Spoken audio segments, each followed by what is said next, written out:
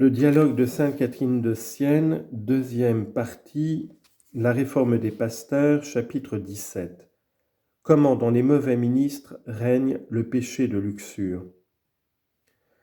Ma fille très chère, je t'ai donné un rapide aperçu de la vie de ceux qui appartiennent à la sainte religion, et je t'ai dit comment, misérablement, ils demeurent dans l'ordre sous le vêtement des brebis, tout en n'étant que des loups ravisseurs.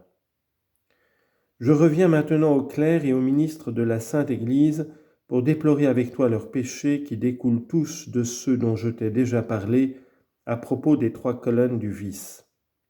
Je te les montrerai une autre fois en me plaignant à toi de leur impureté, de leur insatiable orgueil et de leur cupidité qui leur fait vendre la grâce de l'Esprit Saint. Comme je te l'ai dit, ces 3 vices sont étroitement unis et leur fondement commun, c'est l'amour-propre. Tant que ces 3 colonnes demeurent debout, tant qu'elles ne sont pas jetées à terre par cette force qui est l'amour de la vertu, elles suffisent à retenir l'âme immobile et obstinée dans tous les vices. Tous les vices, en effet, naissent de l'amour-propre, dont le premier est l'orgueil. L'homme orgueilleux est privé de l'amour de la charité, et l'orgueil le conduit à l'impureté et à l'avarice. Ces vices se relient ainsi l'un à l'autre par une chaîne diabolique. Considère encore, ma très chère fille, par quel orgueil, par quelle impureté ils souillent leur corps et leur âme.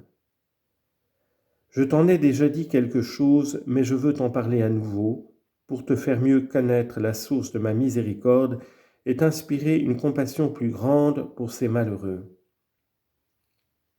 Quelques-uns d'entre eux sont tellement devenus démons, tellement possédés par l'amour de certaines créatures, qu'ils en sont comme hors d'eux-mêmes.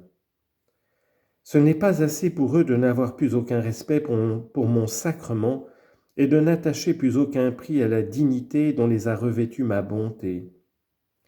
Exaspérés de ne pouvoir posséder par eux-mêmes l'objet de leur coupable convoitise, ils recourent aux incantations du démon. Pour satisfaire leurs pensées impures et misérables, pour réaliser leurs désirs, ils emploient à la composition de maléfices le sacrement que je vous ai donné comme une nourriture de vie.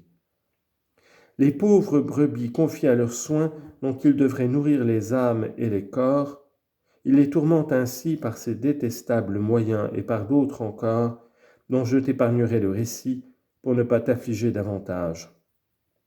Tu les as vus, ces pauvres brebis affolées, et comme hors d'elles-mêmes sentir leur volonté fléchir sous les entreprises de ces démons incarnés et en arriver à faire ce qu'elles ne voulaient pas, et la violence qu'elles se faisaient à elles-mêmes causait à leur corps de cruelles souffrances. Ces malheurs, quel en est le principe? Leur vie impure et misérable. Il est bien d'autres mots encore que je pourrais dire, mais pourquoi te les rappeler? Tu les connais.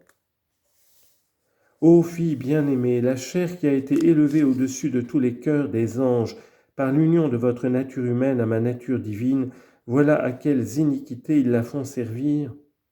Ô homme abominable, ô homme misérable, non pas homme mais brute, cette chair que j'ai consacrée par mon onction sainte, tu la livres aux prostituées et pire encore. Cette chair qui est tienne, elle avait été guérie, comme celle de toute la race humaine, de la blessure que lui avait faite le péché d'Adam par le corps de mon Fils unique meurtri et percé sur l'arbre de la très sainte croix. Ô malheureux, il t'a rendu l'honneur et tu lui apportes la honte. Il a guéri tes plaies par son sang, bien plus, il t'a fait ministre du sang, et toi tu le meurtris de tes péchés impurs et honteux. Le bon pasteur avait lavé ses brebis dans son propre sang. Toi tu souilles celles qui sont pures, tu fais tout ce qui est en ton pouvoir pour les jeter dans l'ordure. Tu devrais être un miroir de pureté, tu es un modèle de débauche. Tous les membres de ton corps, tu les fais servir à commettre le mal, et dans toutes tes actions, tu t'appliques à contredire à ce qu'a fait ma vérité. J'ai souffert qu'on lui bandât les yeux pour te donner la lumière, et toi, tes yeux lascifs lancent des flèches empoisonnées mortelles pour ton âme et pour le cœur de ceux qui sont l'objet de tes regards criminels. J'ai enduré qu'il fût abreuvé de fiel et de vinaigre, et toi, comme un animal glouton, tu cherches tes délices en des mets délicats, tu te fais un dieu de ton ventre. Ta langue ne profère que des paroles déshonnêtes et vaines. Cette langue qui devait être employée à redresser le prochain, à annoncer ma parole, à dire le Fils en union avec le cœur, je n'en reçois que vilainie, ce ne sont que jurements, mensonges, parjures, et encore, tu ne vas pas jusqu'à blasphémer mon nom.